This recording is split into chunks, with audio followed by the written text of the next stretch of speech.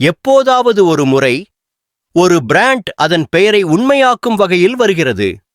Tata ace 2005இல் சரக்கு போக்குவரத்து துறையில் புரட்சி செய்த வாகனம்.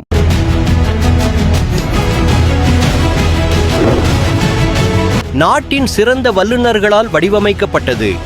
இந்தியாவின் முதல் மினி ட்ரக் சோட்டா ஹாத்தி என்ற பெயரை பெற்றது.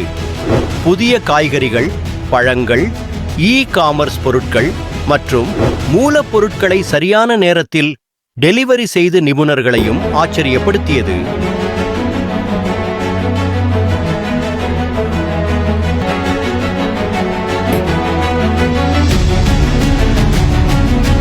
ஒவ்வொரு 3 நிமிடங்களுக்கும் ஒரு டாடா ஏஸ் விற்பனையாகிறது. 23 லட்சத்துக்கும் அதிகமான தொழில் முனைவோரால் நம்பப்படுகிறது. இது உண்மையிலேயே தேவைக்கேற்ப சிறப்பாக செயல்பட்டது. இப்பொழுது எதிர்காலத்திலும் சிறப்பாக செயல்பட தயாராக உள்ளது.